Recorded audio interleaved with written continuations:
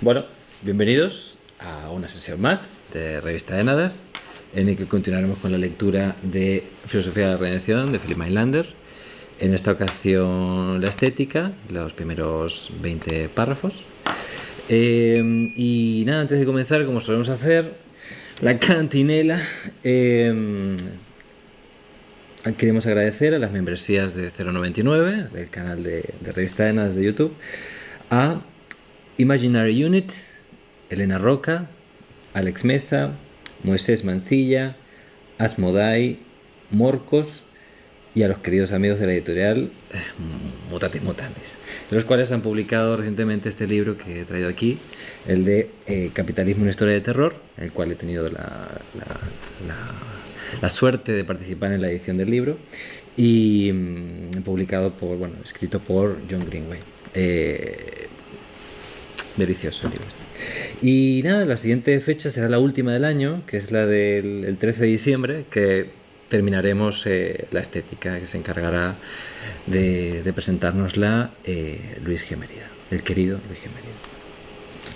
Mérida. Y bueno, dicho esto,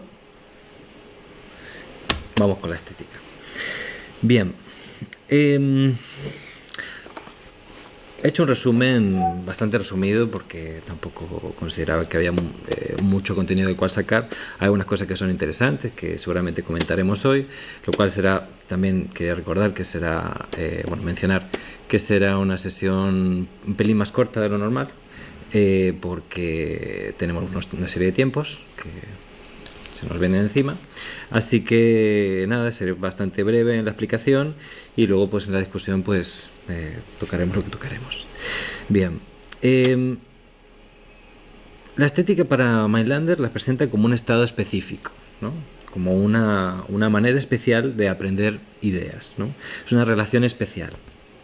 Incluso dice en un momento que es una ciencia, ¿no?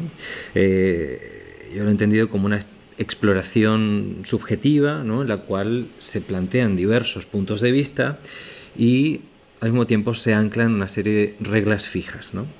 Esta exploración subjetiva, lo digo así porque hace mención al principio de una relación muy particular, ¿no?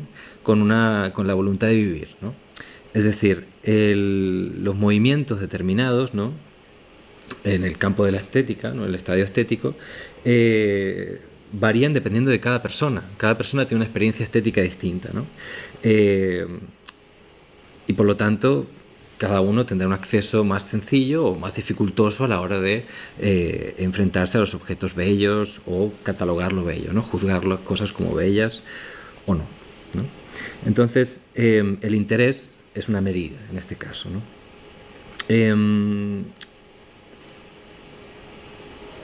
Esto quiere decir, por lo tanto, que es una relación completamente especial del hombre hacia el mundo, ¿no? Este estadio estético. Hay una diferencia que establece también que no es lo mismo, que habla de una cierta alegría, ¿no? Que se difiere de la alegría común. Esta alegría estética, ¿no? Que pues vamos a ver que hay una forma mucho más excelsa, que es cuando hablemos de lo sublime, ¿no? Que es otro estadio, ¿no? Otro estadio. Se diferencia de la común precisamente porque es un estadio especial en el que la voluntad, ¿no?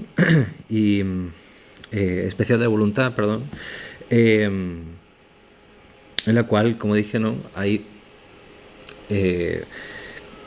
es una relación excesivamente particular, ¿no? Con el mundo. Y por lo tanto el tránsito para algunos será mucho más sencillo, para otros será más complicado, ¿no? Pero no quiere decir que sea algo totalmente ajeno a la voluntad, como algo totalmente dependiente de la voluntad, sino que participa de la voluntad, siempre en la voluntad, ¿no? Esto que sucede, este estadio estético lo que propone, al menos lo que señala Mailander, es que es un corte en el proceder usual del conocer, porque apunta precisamente a un conocimiento puro, ¿no?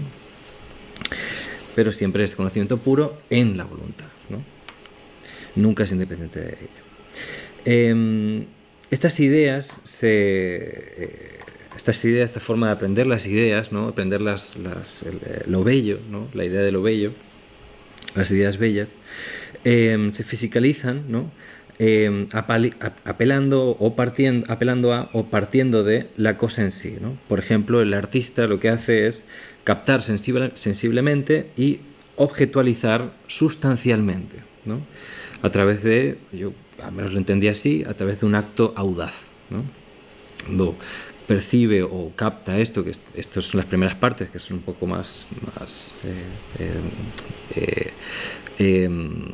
complejas, la forma de que tiene de articularlo, los primeros párrafos, no se entiende muy bien algunas cosas que señala, al menos yo no lo he entendido, no lo he captado muy bien, pero decía que a través del acto audaz, ¿no? A través de discursos, ¿no? De discursos militares, de poemas, de marchas, ¿no? El tamborilleo de los militares pasando por las calles también, de alguna forma nos evoca a esa cosa en sí, ¿no? Que capta el artista e intenta manifestarla, ¿no? Fisicalizarla. Dentro de este estadio estético, Mailander diferencia dos posturas, ¿no? Una es la contemplación estética y otra es el compartir estético. La contemplación estética se ha de entender como algo que es más profundo o menos profundo. Aquella que es más profunda, la contemplación estética, lo que nos evoca, al menos según dice él, es que hay un parón, ¿no? Nos volvemos atemporales, ¿no? Por decir una forma. Esta temporalidad la generan la percepción de objetos serenos, como nos dice, ¿no? Lo cual nos causa una parálisis o una inmovilización, ¿no?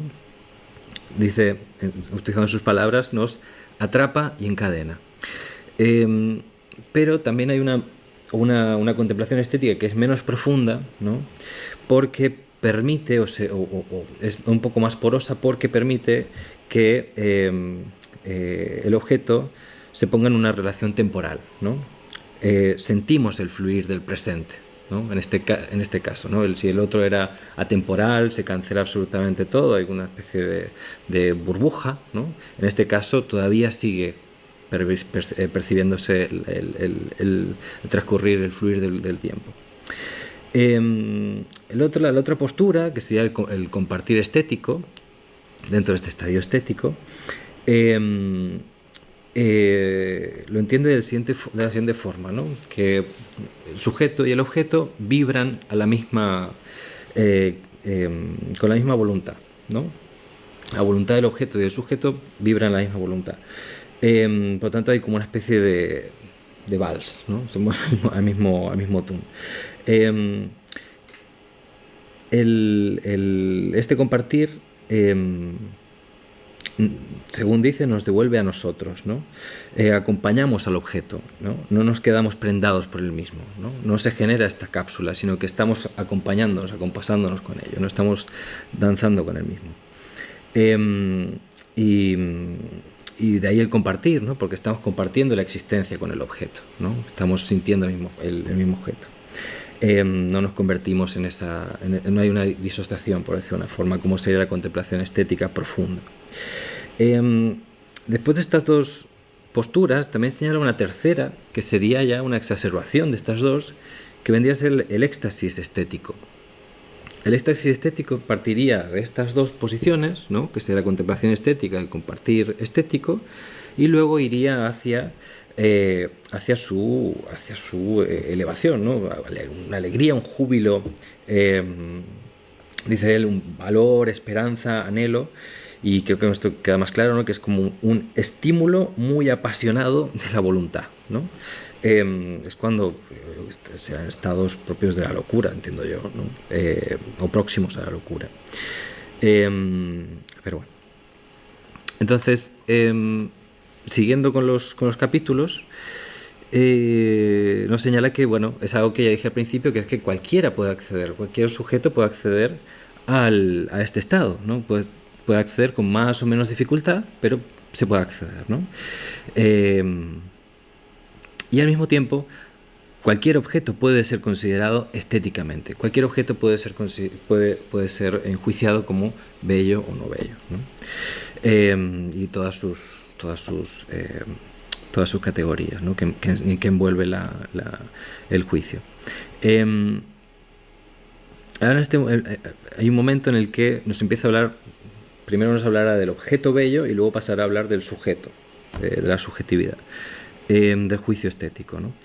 Ahora, hablando del objeto, nos habla de la belleza formal, ¿no? La belleza formal se compone por objetos simétricos y que expresan regularidad, ¿no? Son líneas, geometría, armonía rítmica, un equilibrio cromático, etc., ¿no?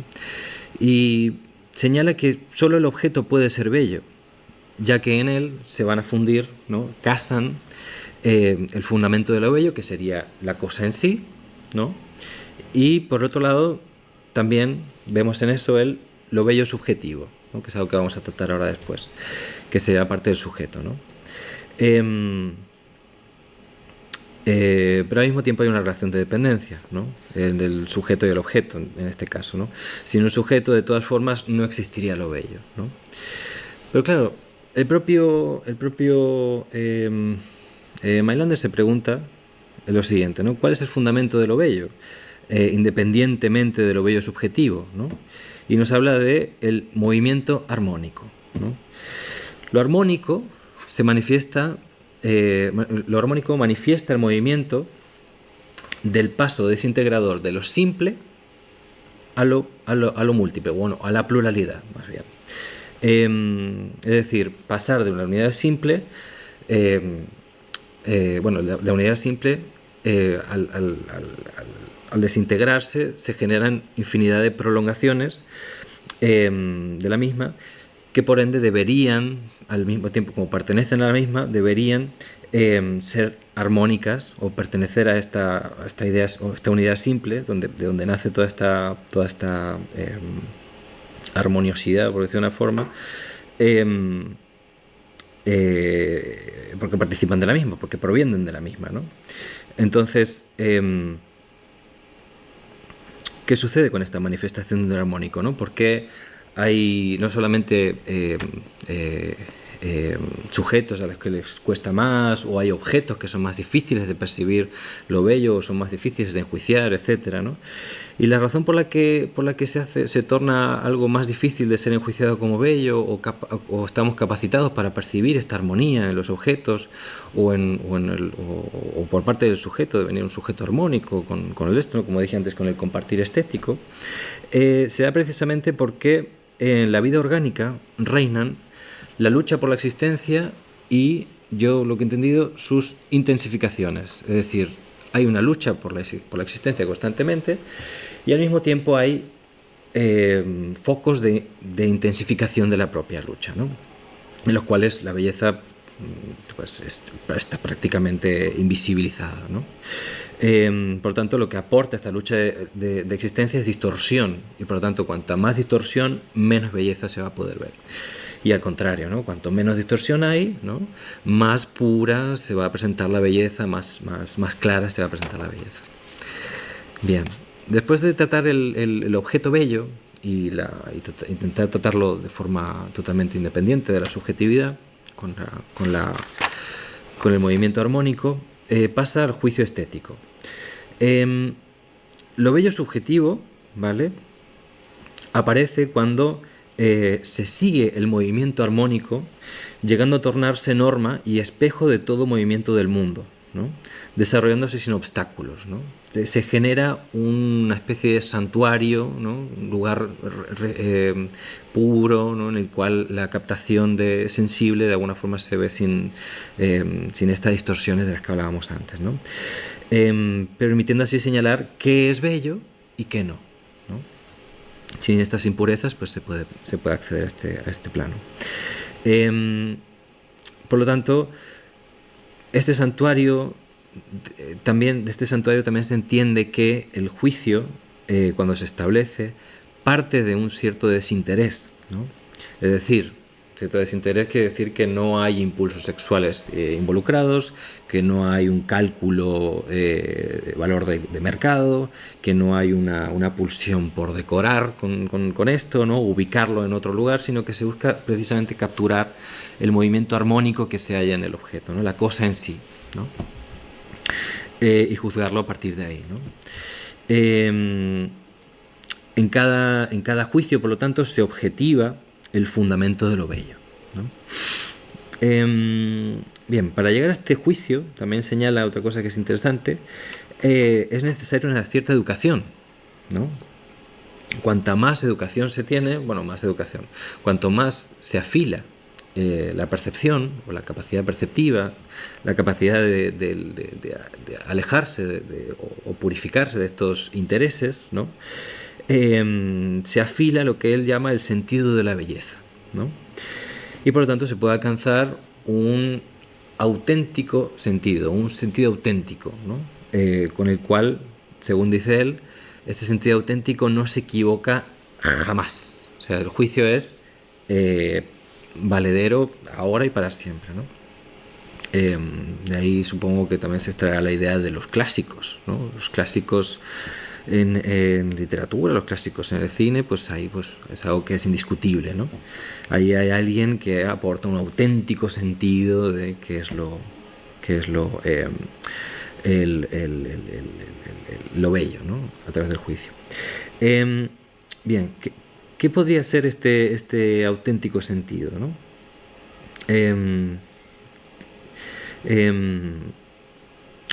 Perdón, ¿quién podría percibir este auténtico sentido, ¿no?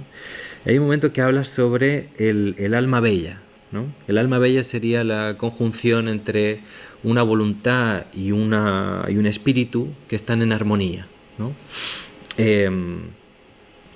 Y por lo tanto, el alma bella es aquella que actúa con mesura, es decir, que está capacitada para poder centrarse, por decir una forma, para poder articular esta educación que tuvo para afrontar el mundo a través del sentido de la belleza, ¿no? Poder apelar o intentar alcanzar este sentido auténtico, ¿no? Esta armonía, este movimiento armónico del que hablábamos antes, ¿no? Entonces hay una mesura de ello, que sobre la mesura vamos a hablar ahora. Vale. Luego pasamos a la cuestión de lo sublime, que es aquí justo cuando la cosa se pone un poco más interesante también, que es que si precisamente el alma bella es aquella que enjuiciaba, o sea, juzgaba aquello bello a través de la mesura, o sea, tiene cierta mesura, lo sublime aparece como la desmesura, ¿no?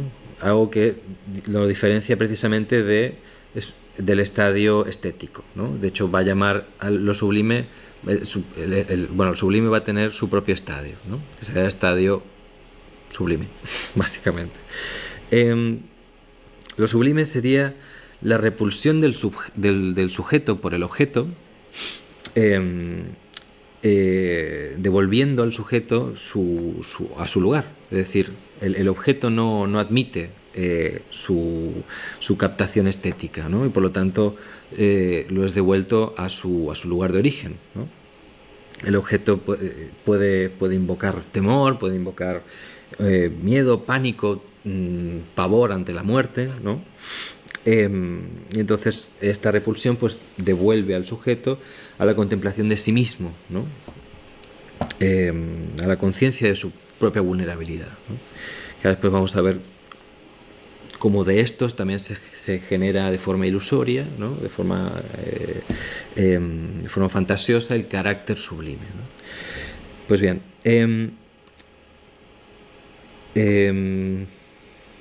los objetos sublimes precisamente no son aquellos que nos elevan por encima de nosotros mismos, ¿no? Sino que precisamente nos devuelven a cierto lugar como dije antes, de vulnerabilidad, ¿no? Nos devuelven a ese lugar que es de amenazante, ¿no? De hecho, los objetos sublimes, según comenta, amenazan dos cosas: la voluntad de vivir, ¿no? Que serían los sublimes dinámicos, como los llama él, y además la reducción a la nada, la frugalidad, ¿no? Que serían los sublimes matemáticos, ¿no?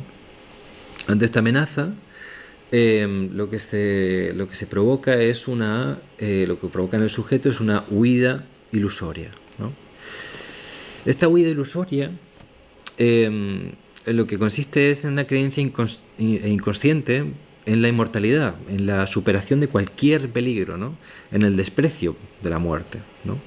Y por lo tanto se va a ubicar como, o sea, Mailander lo va a ubicar como un carácter sublime, ¿no?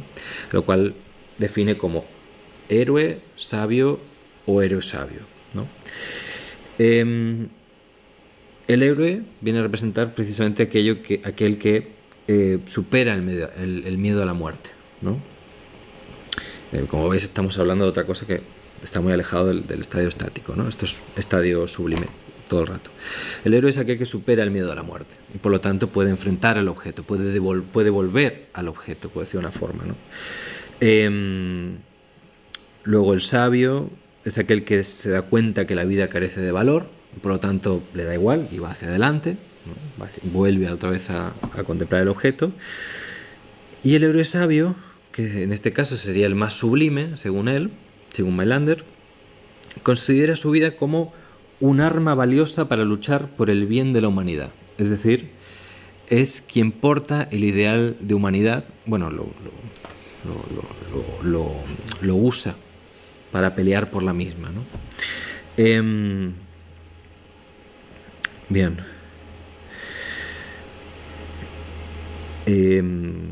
Y por lo tanto poder volver a enfrentarse a ese objeto que quedó de alguna forma pues alejado del mismo, ¿no? Volver a ese estadio estético, pero ya no es de la misma forma, ¿no? Ya está atravesado por esta primera repulsa del objeto. Si precisamente el estadio estético se conformaba por objetos que eran serenos, en el estadio sublime se conforma por objetos que son de alguna forma amenazantes o que implican alguna peligrosidad, ¿no? Bien. Vinculado con esto, ¿no? Siguiendo este hilo, de repente nos habla de dentro del estado sublime, nos habla de el humor, que es otra forma de presentársenos, ¿no? Dice sobre el humorista que no puede mantenerse en la posición del carácter sublime, es decir, rechaza esa posición. O sea, bueno, no rechaza, vive en ella, pero no puede sostenerse allí durante mucho tiempo porque le urge la necesidad de volver al fango del mundo, ¿no? Es decir, no se establece esta relación dialéctica que dijimos antes, ¿no? Sino que de alguna forma busca abandonar esos lugares del carácter sublime para poder de alguna forma volver a ese estadio estético al cual todo el mundo puede acceder, ¿no? O sea, volver a devenir cualquiera, por decirlo de una forma. El humorista, por lo tanto, pertenece a ambos mundos, pertenece al mundo del carácter sublime y su abandono, por decir una forma, su vuelta al fango del mundo, como dice Mailander. Y por eso dice que vive en disgusto, ¿no? Porque en ninguno de los lugares termina de satisfacerse, ¿no?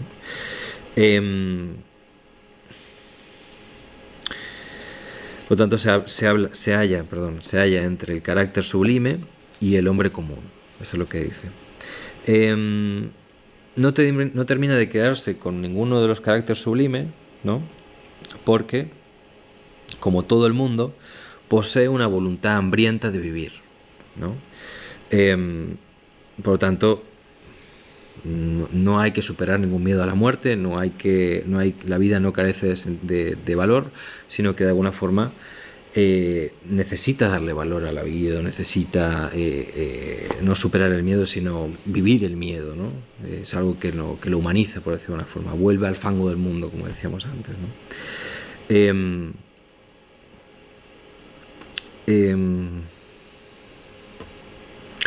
Y este carácter dual, ¿no? El poder ser un hombre común y al mismo tiempo tener este carácter sublime, ¿no? Como héroe sabio o hombre sabio, le otorga una característica, según Mailander, que le torna un auténtico sabio entre los mortales, ¿no? Como alguien elevado dentro del campo de los hombres comunes, ¿no? Yo he entendido que esto también le permite de alguna forma acceder a la compasión. Pero bueno, es algo que trataremos más adelante en el apartado de la ética.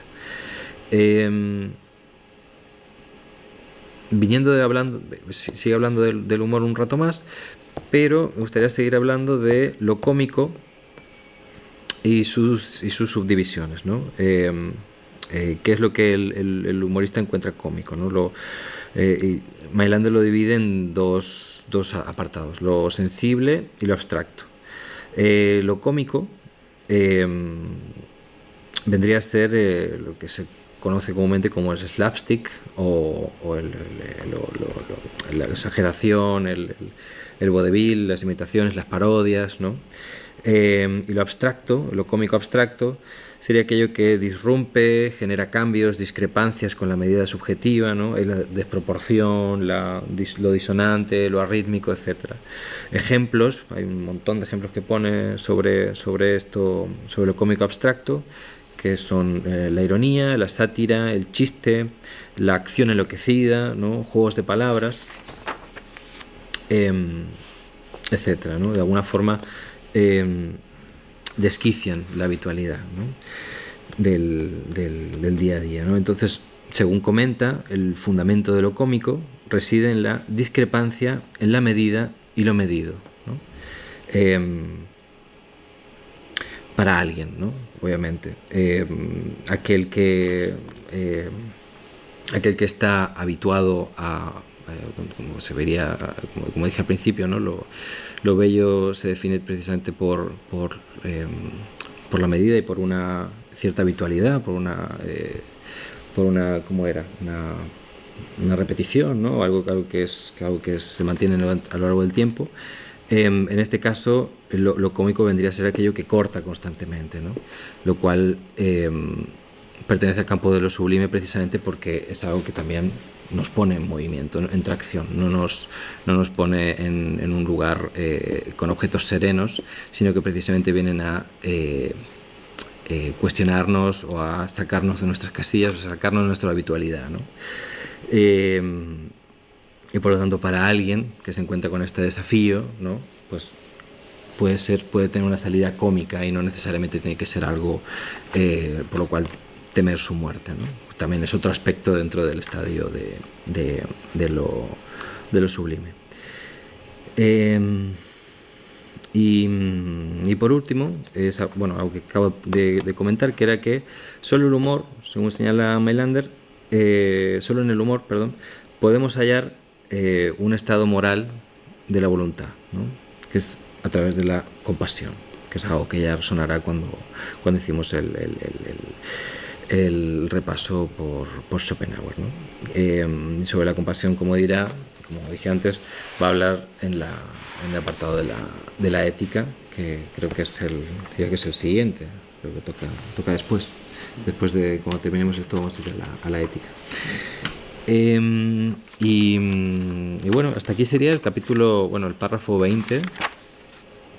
Sí. Y hasta aquí he podido sacar. O sea, seguramente haya muchísimas otras lecturas, otras visiones, otros puntos de vista por los cuales también abordar esta cuestión que podrían ser también fructíferas tratar, ¿no? Pero bueno, de todo esto pues también hay cosas que se pueden discutir, ¿no? Poner en común. Tú lo has pasado mal leyendo. Sí, lo pasé muy mal. Puedes hacer hacer una confesión. No me gusta la escritura como de las matrioscas, ¿sabes? Escribir o categorizar y tal, y hacer subdivisiones y no sé qué otras cosas. Esa escritura sistemática a mí me saca de quicio. y además está muy bien la traducción, pero aún así es como se me hace un poco tosco, se me hace un poco indigerible. Y mira que me he tragado cosas que son muy indigeribles, la verdad. pero claro, lo confieso, ¿vale? Soy un pesimista fake, o sea, ya se notaba, o sea, estaba a todas luces, era más que evidente, pero bueno, qué mejor que yo para decirlo. Bueno. Pero bueno, igual así, o sea, he visto algunas cosas que están interesantes en tratar, como por ejemplo la cuestión del humor, la forma con la que lo articula está muy interesante.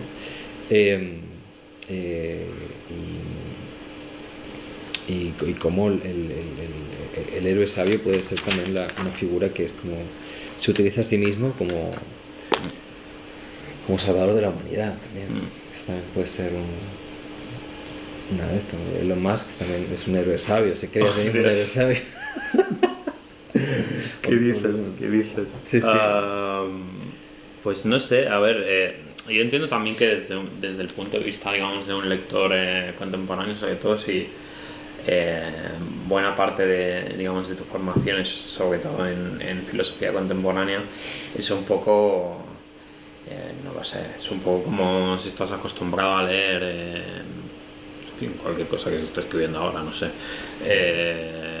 y pasas a estar leyendo, no lo sé, Garcilaso de la Vega o bueno, algo que esté, digamos, en castellano.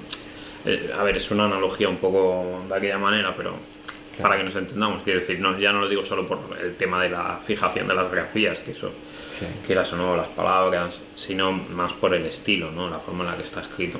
Claro. Sí que es cierto que si uno está acostumbrado a eso. Y en parte es que es un texto también muy para cafeteros, o sea, muy de café para cafeteros, porque, bueno, yo lo hablaba lo estaba hablando con Alex, porque le pasé las secciones del humor, claro. Las secciones del humor, porque podían interesarle. Claro. De hecho, es una cosa curiosa porque claro, él hizo la tesis sobre el humor, ¿no? En la tradición filosófica occidental, y es un tema, digamos, históricamente menor. O sea, hay teorías, pero, digamos, los filósofos, lo que diríamos los palos gordos del canon, no es un tema que le hayan dado demasiado pavo, ¿no? Claro. Entonces, bueno, en fin, siempre que encuentras a alguien, siempre que encuentras un autor o siempre que te tropiezas con una cosa así, siempre me acuerdo de él. Y bueno, digo que es como una conexión curiosa porque, digamos, Schopenhauer ya es en cierto sentido una rareza dentro de la historia de la filosofía, por tratar el tema, aunque su teoría, que es una teoría de la incongruencia, es una, o sea, digamos, dentro de las teorías que hay del humor, sin que esto sea, digamos, mi especialidad, es decir, que no es que pueda, digamos, profundizar demasiado en eso, pero en cualquier caso, dentro de lo que serían los tipos más conocidos o más recurrentes de teorías del humor, está la teoría de la incongruencia. La teoría de Schopenhauer es una teoría de la incongruencia, y la teoría de Mailander es también una teoría de la incongruencia. Me parece que José está a la puerta. Acaban de abrir, creo. ¿Cómo? Se ha escuchado que abrían la... ¿Sí? Bueno, voy un momento porque entiendo que estará... No lo sé, haz un mid-time show, invéntate algo. Falta el bombín aquí. ¿Puedes explicar por qué tengo que salir a abrir la puerta? Bueno, claro, porque la verdad que ha aumentado la seguridad aquí en el departamento, y en la puerta que antes era abierta a todo el público, que la filosofía podía acceder cualquiera a este departamento y demás, y de hecho se celebran como seminarios aquí, ¿no? En diferentes seminarios, pues la gente podía pasar. Ahora no es abierto a todo el público, entonces la tarjetita. Pero bueno, cosas que pasan. Justamente estábamos hablando del tema del humor, que decía que era como una cosa curiosa. A tomar por culo al micro. Estoy conectado. Sí, conectado, sí. Sí. Decía que era una cosa curiosa porque si ya Schopenhauer era... O sea, Schopenhauer ya era un poco una rareza dentro de... Eso está bien. Dentro de la historia de la filosofía por tratar el tema del humor, que parece que hay como una cosa entre los autores, bueno, los discípulos de Schopenhauer con el tema del humor, ¿no? Porque Bunsen también trata este tema y, bueno, por lo que parece es una figura así como muy especial en Mailander. Sí, lo que pasa es que lo cómico se ve como algo que permite el acceso a algo que no es... es como lo sublime bien. Es como el acceso bien a lo sublime. Lo sublime bien. Sin la puta locura del estadio sublime que he comentado aquí antes, que era precisamente que te ponía en una posición de pavor, de miedo, de no sé qué, y por tanto recurrías a una ilusión. ¿Me permitís? De lo sublime, que eran las tres figuras del sabio, el héroe y el héroe sabio, sino que el humorista pues puede acercarse de una forma mucho más laxa, o sea, no tan o sea, sobrecargada, pero bien encaminada, ¿no? O sea, sería un cuerpo sin órganos sin acabar en muerte. Madre mía, el puente. Eso ha sido de salto mortal. De salto mortal. Bueno, respecto a lo sublime, creo que seguimos la línea de Mailander entendiendo todos los elementos del mundo en términos ontológicamente repulsivos, es decir, lo sublime es lo repulsivo, como tú has dicho antes, que no eleva al hombre, creo que lo has dicho así, no eleva al hombre, sino que lo repele, lo pone en su sitio. Exacto. ¿No? Es igual que el sol respecto a la tierra, por ejemplo. Lo devuelve así, con conciencia de sí. Yo hablé de conciencia de vulnerabilidad, o sea, lo devuelve a como, espera, eso te puedo matar. Eso es como el que ve el relámpago a lo lejos, el relámpago pues... Bueno, es el concepto tradicional de lo sublime. Es, digamos, ese no es el punto, digamos, más original dentro de lo que... No es lo más original. Pero eso, y sigue mucho a pies juntillas a Schopenhauer también. Yo creo que donde innova más quizás en la figura del Heldenklage, el héroe sabio. El héroe sabio. Sí, porque es como una síntesis de las otras dos. Sí. O sea, es como, sí, un empalme. Es como, yo creo que lo ve como una superación, ¿no? Una resolución un poco de las figuras antagónicas del asceta y el héroe en Schopenhauer, y el genio más bien, ¿no? El genio. Sí. Él lo ve como una síntesis. Sí, porque hace esto, ¿no? Bueno, he mirado un poco en diagonal algunos de los que venían después con el tema, digamos, de la educación militar y demás. O sea, me parece que está pensando, o sea, anticipándome porque no tengo, digamos, perspectiva de conjunto, pero me da la sensación de que con la figura del héroe sabio está anticipando de alguna manera pues igual una figura militar o no sé. Es que claro, el elemento militar está presente sin duda. Sí. Vamos, la intuición, sobre todo con lo que ya habéis comentado en relación al nacionalismo y como su fijación con el tema militar, entonces parece que va por ahí, ¿no? Sí.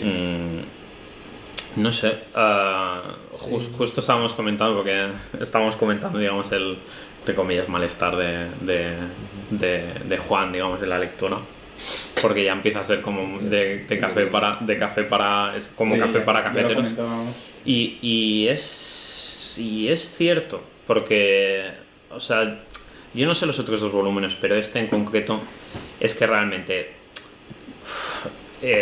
se hace muy difícil la lectura. Bueno, para mí no se hace difícil la lectura porque efectivamente vengo vengo de donde vengo. Pero quiero decir que se ve que se puede hacer muy difícil la lectura si no has leído antes a Schopenhauer. Porque empieza justo tal como empieza, cuando estaba empezando a leerlo le hacía la coña a Juan del meme este de Mr. Bean. Pues empieza y claro, el planteo es como una reiteración por una reiteración breve, o sea, la idea de, digamos, condensado, ¿no? Sí. Pero está hecho de una forma que me da la impresión de que no acentúa suficiente, digamos, las cosas originales que plantea, ¿no? Porque habla de la aprensión de las ideas, que de alguna manera pues es el guiño a lo que es, o sea, a la estética de Schopenhauer. Pero claro, aquí ya estamos hablando de ideas que son individuos, entonces, digamos, el papel que tiene la estética no es exactamente el mismo. Luego habla de la estética como ciencia, aunque bueno, tal como lo veo yo, sería como técnica. O sea, me acuerdo un poco con Schopenhauer, lo comentábamos, ¿no? Que tenía una concepción digamos, del acto de creación artística como algo que sí, que obviamente tenía la técnica como un medio, pero en su máxima pureza era algo totalmente ajeno a lo técnico. Y aquí, un poco tal como lo plantea Schopenhauer, Mailander, parece que sea, o sea, a primera vista, partiendo de supuestos que parece que son parecidos, al haber hecho este juego con la voluntad, la esencia de la voluntad como movimiento, todo el tema de las formas a priori como las desarrolla él, acaba como, digamos, o sea, con una concepción de arte un poco en las antípodas. Se puede educar, se puede El sentido de lo bello. sentido de lo bello, cosa que Schopenhauer pues no, o sea, bueno, quiero decir, se podría educar, pero sería algo totalmente exterior, ¿no? al reconocimiento de la visión genial, ¿no? Y el propio reconocimiento no funciona, o sea, en el caso de Schopenhauer es como la identidad metafísica de la voluntad, y es como aquello de, esto es lo que querías expresar. Y en cambio en Mailander es la armonía del movimiento, o sea, como hay muchos desplazamientos que realmente ganarían, o sea, ganarían mucho subrayándose más. Como tienes que ir leyendo, tienes que hacer una lectura atenta realmente para captar esas diferencias que las hay. Sí. Está bastante claro que el ánimo de Mailander es reformista, es edificante. Cree que por medio de la educación se puede hacer un progreso estético, incluso ético, salvando teniendo en cuenta, habida cuenta de la idea que tiene sobre el carácter y el individuo. Y claro, en Schopenhauer no existe este impulso reformador dirigido a las masas, como si está en Mailander, ¿no? Mailander tiene presente siempre la idea socialista, Schopenhauer no está. Entonces supongo que llegaría a un punto en el que se daría cuenta de que tenía que hacer algunos pequeños ajustes en la filosofía schopenhaueriana para que casasen con sus propias ideas políticas. Claro, es que en este libro no lo vamos a ver, pero luego, si nos da tiempo, si queremos o si tal, si abordamos ya la filosofía política de Mailander, veremos que tiene un peso enorme, el que él se veía prácticamente un mesías redentor al nivel de Marx, bueno, de Lassalle en su, claro. que era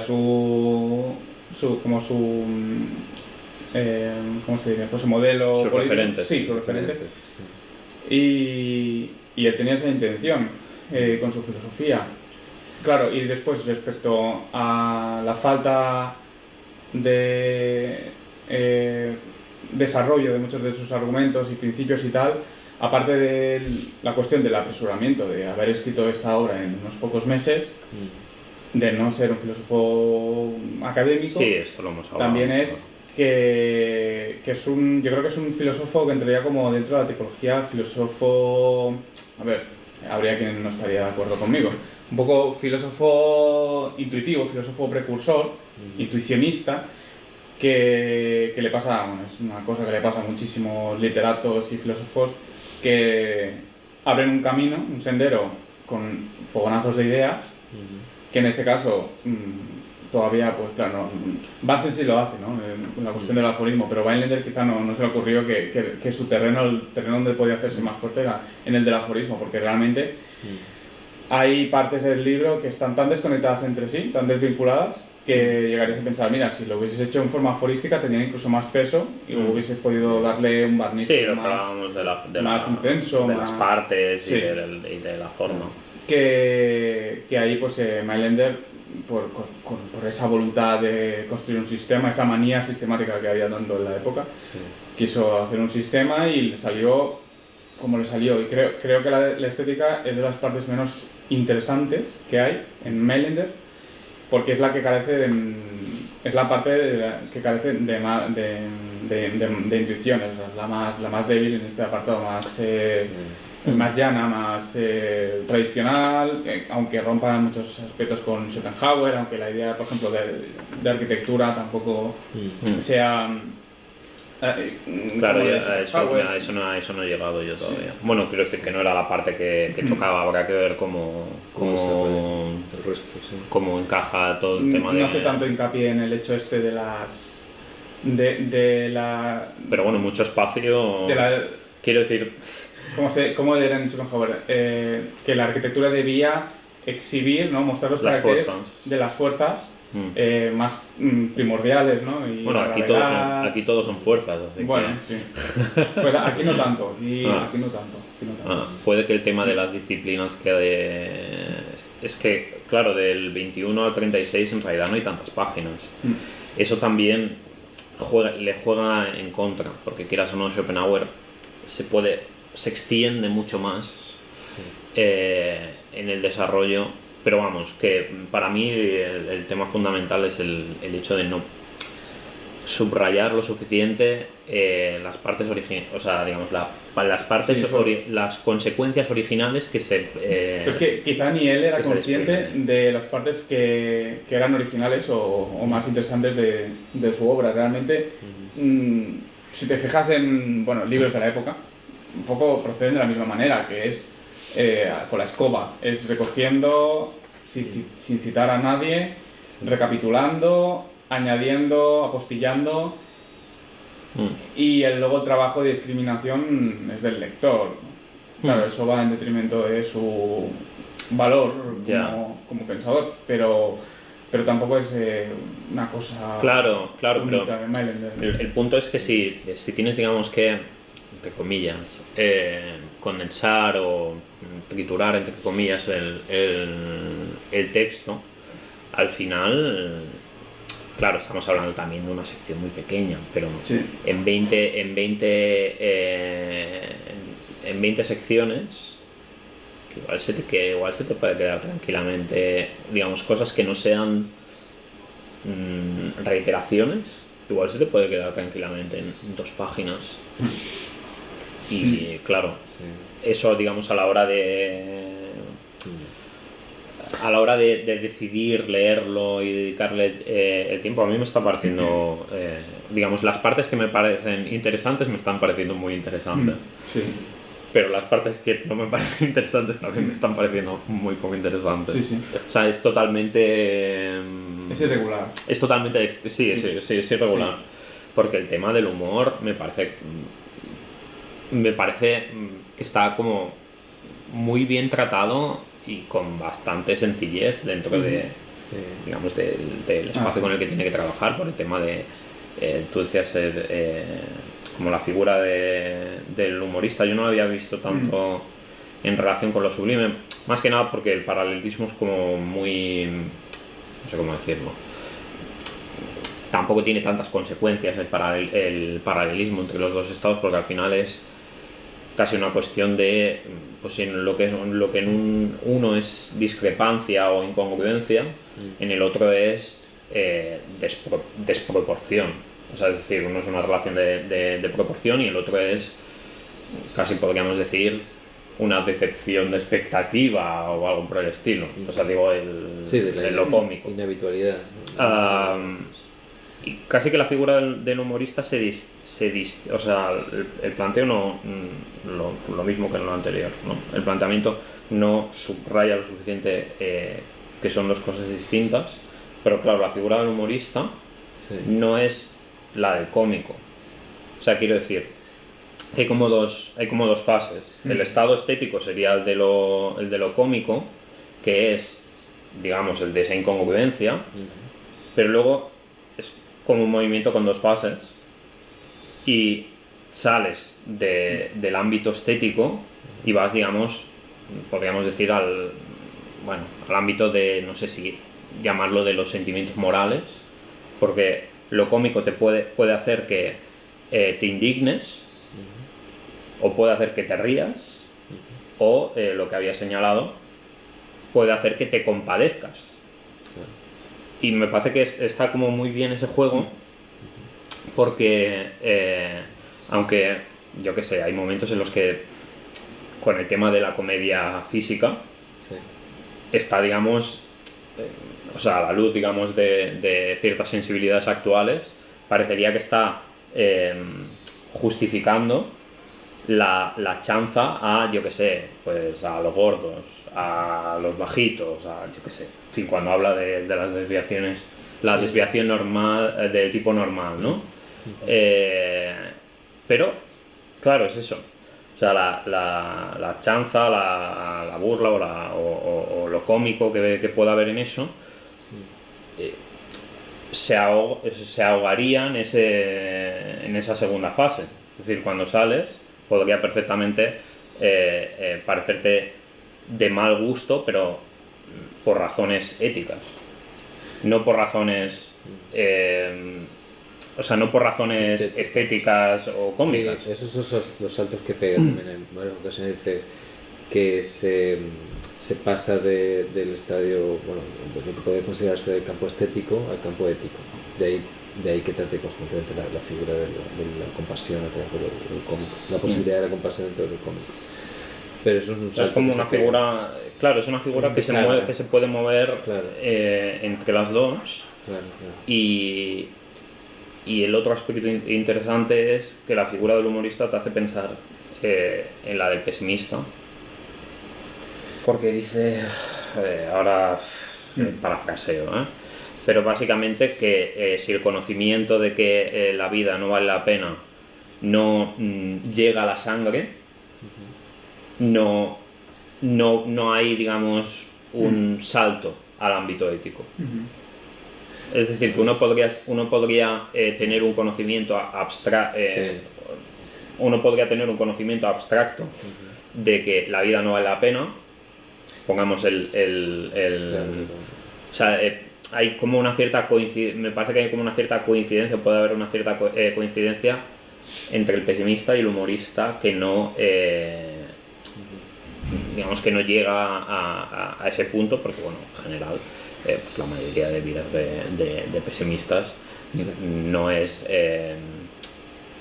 suele ser una existencia o una forma de vida negativa, suele ser una forma de vida afirmativa como la de la mayoría de la gente, solo que sabe de forma abstracta que pues eso, la sabiduría del sileno, ¿no? Entonces no sé, me dio que pensar en eso. Obviamente o sea, no trae el tema del pesimismo así, ni a propósito del humorista, pero me hizo pensar en eso precisamente cuando hablaba de cuando ese conocimiento no llega a la sangre. No sé. Pero el hecho de plantearlo así también vuelve a la cuestión que hablamos antes, de que de alguna forma esta escritura lo que hace es pavimentar sistemáticamente la formación hacia una redención, o hacia ese último estadio que sería la redención última, que creo que cuando habla de lo político, al final, o sea, no es por hacer un spoiler, porque ya está, se llega al último estadio y bueno, ya sí, porque discutimos aquel día, volvemos a esa unidad simple de la que sí. No sé.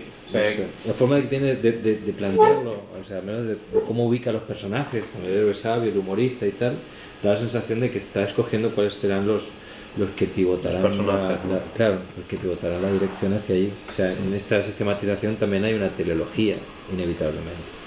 Igual que también había sistematización teológica con otros sistemas filosóficos también, que se dirigen hacia algún puerto. No es algo como, bueno, vamos a sistematizar esto. No, filtra cosas, filtra intenciones. ¿no? Es verdad que creo que es mérito de los pesimistas, al menos en la filosofía alemana, haber dado importancia al humor. Sí, es como una nota, es una nota común. Sí, es verdad que había hegelianos que habían abordado el tema de lo bello, de lo feo, de lo risible, como Rosenkranz, pero no al nivel de un Mailänder o un Schopenhauer, por ejemplo. Creo que, claro, se dan cuenta de que hay como dos tipos de risa, ¿no? La risa jocosa, la risa no del humorista, en el sentido Mailänder, sino pues el cómico. Del cómico llano, provinciano, que hace reír, pues eso, cayéndose o con exageraciones, desproporciones y tal. Y luego estaría pues el de la risa, ya a un nivel muchísimo más alto, el de la risa homérica, el de la risa del que no solo el del que se ha resignado, pero a la vez ha comprendido algo que el vulgo no comprende y por eso es capaz de sobreponerse con su propia risa. Y esa es la risa homérica que resuena en las cúpulas divinas. Y entonces tiene que encajar de alguna manera esta clase de risa que está tan presente yo creo desde el inicio de la filosofía, ¿no? Desde que Tales se tropieza y se cae a un pozo, cómo se muere Diógenes, que dicen de risa, bueno, hay diversas versiones. Y hay un tipo también. Hay un tipo de risa que es puramente filosófica y asociada al pesimismo, a una idea negativa y oscura de la existencia humana. Me estoy acordando ahora de cuando, no sé si habéis visto esta peli The Man of the Moon, que sale Jim Carrey haciendo del cómico Andy Kaufman. ¿No lo has visto? Yo no lo he visto. Es un cómico que se hace famoso con un tipo de humor trasnochado, sin gracia aparente, como incomodando, llegando al extremo a un cierto extremo violento, grotesco, etcétera, ¿vale? Entonces, David es David Suárez.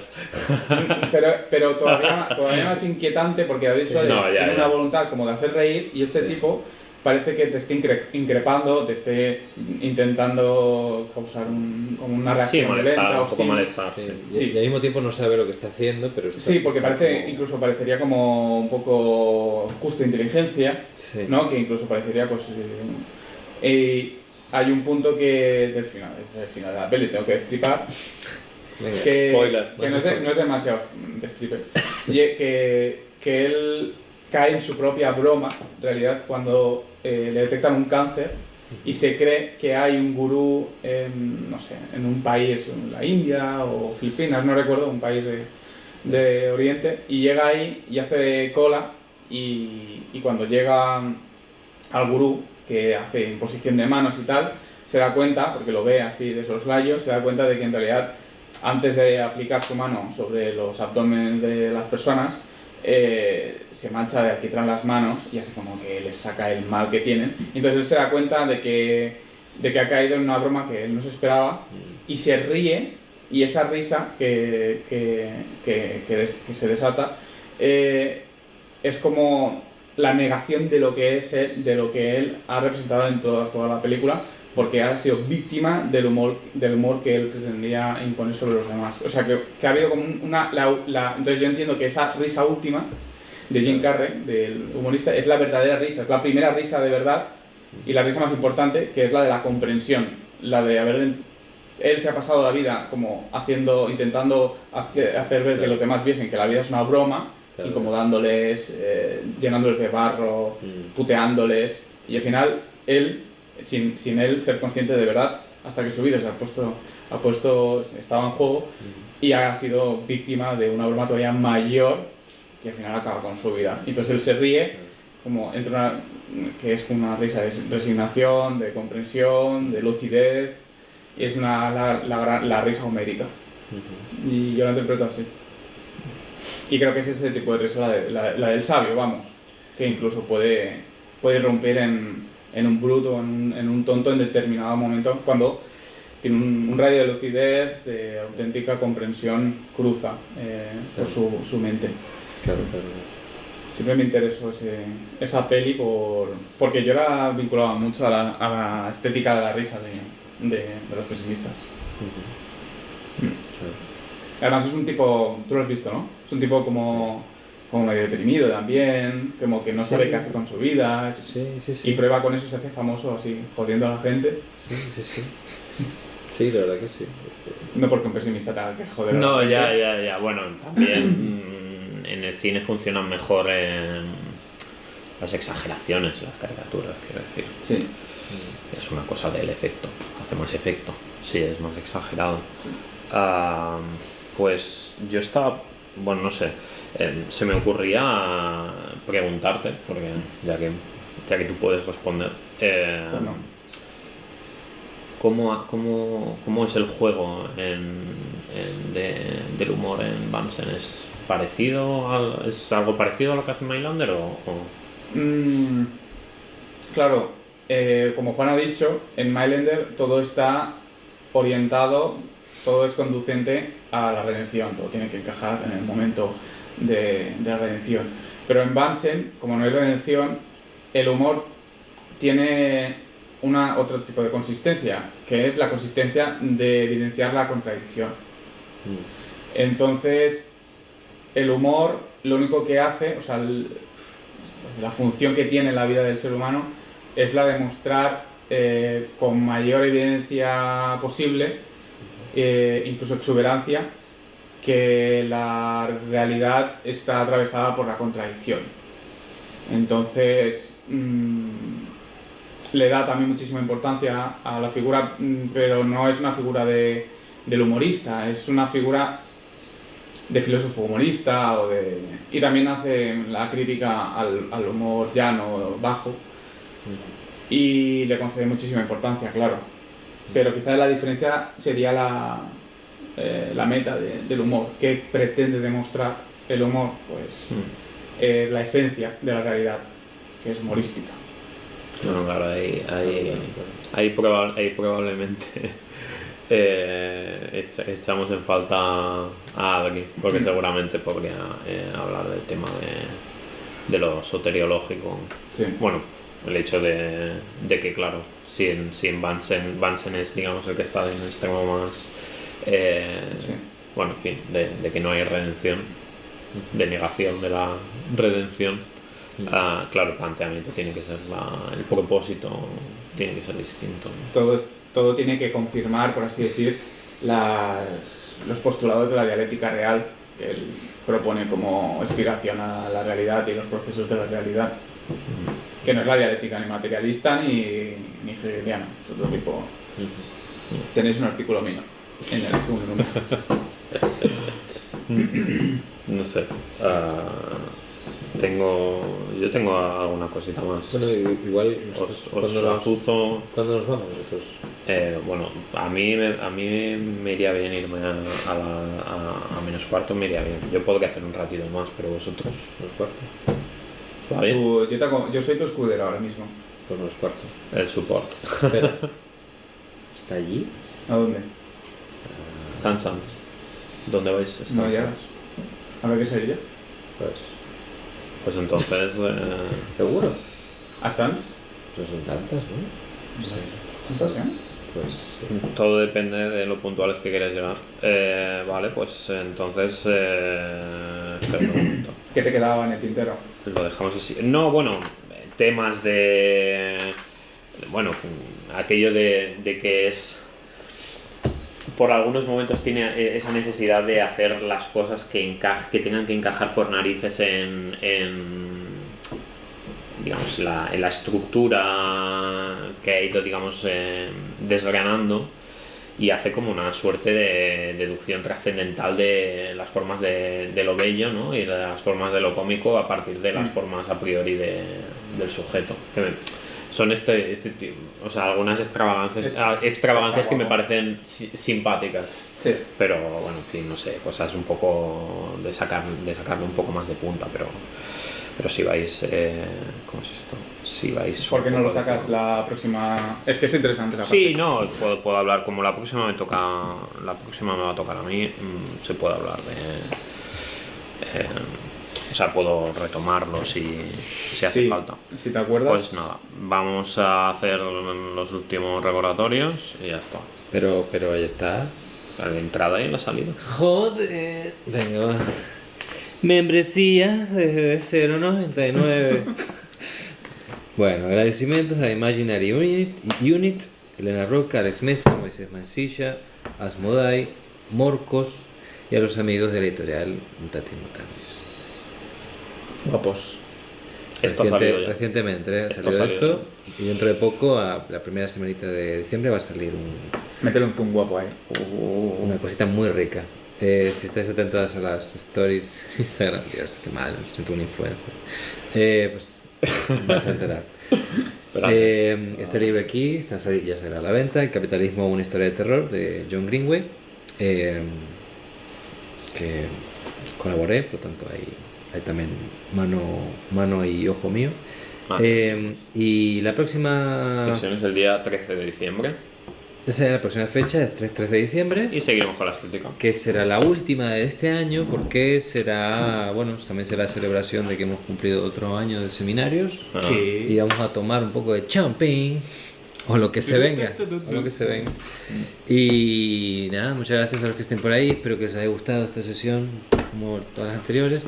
Súper y corta. nos vemos a la Condensado. siguiente. Adiós, televidentes.